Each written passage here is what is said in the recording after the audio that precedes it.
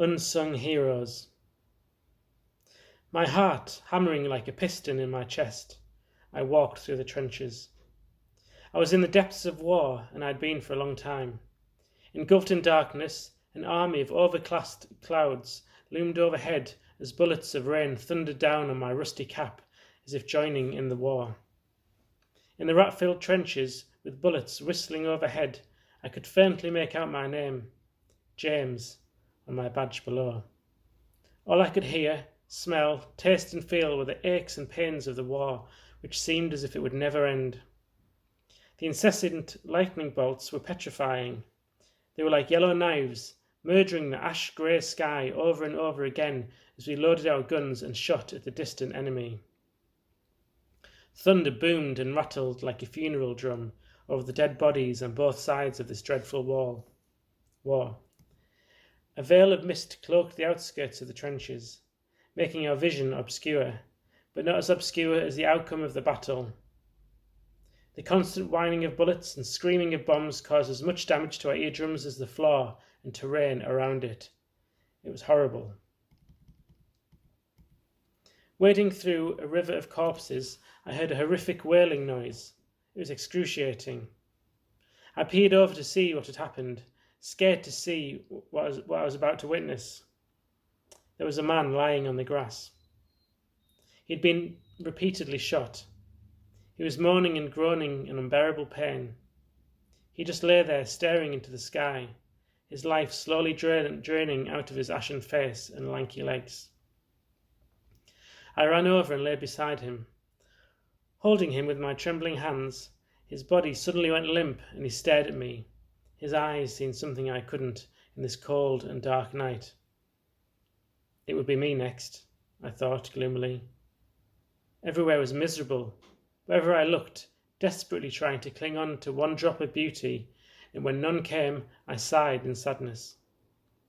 As the bombs dropped, dust smacked our faces, taunting us and laughing, stinging our eyes like tiny needles, but we trudged on and on and on. The pain from the attacking sores and scabs in our legs was overwhelming to the point I couldn't breathe, the pain wreaking havoc through my insides.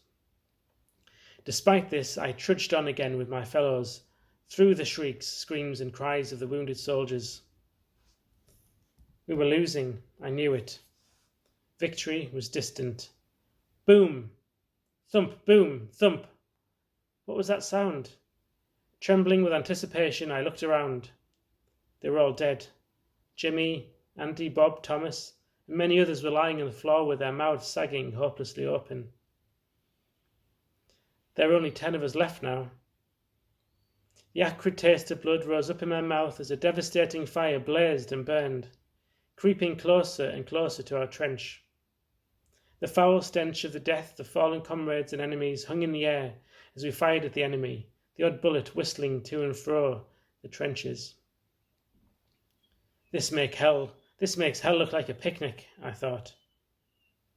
Every time a bomb would hit, more fire would be unleashed, their fingers spreading wildly in the dark. Sometimes soldiers that were too close to the edge would be severely burnt and couldn't move, their skin blistered and raw. Another cry, another thump and silence for a brief moment before the bombs came back. Now it was only me. Deep in the trench, I erupted into tears, drowning in unhappiness and the blood of my companion. Death's laugh was ringing in my ears now, as the wind screamed and wailed like a banshee, all the remaining hope drained out of me like water seeping through a plug. I lay on my back, succumbing to death's clutches. Every beat of my heart seemed precious now. I clung on to them, knowing that they were numbered. Suddenly, a roar resonated around the trench. I looked around. 20,000 troops were running towards the enemy, fighting ferociously, risking their lives, while mine was becoming distant. Holding hard, metallic guns in their numb hands, they pushed the enemy back beyond the tangled maze of barbed wire. A tiny flame of hope was rekindled watching the scene.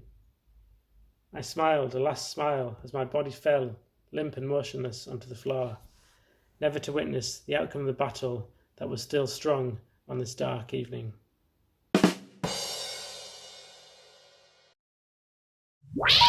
Please hang up and try again.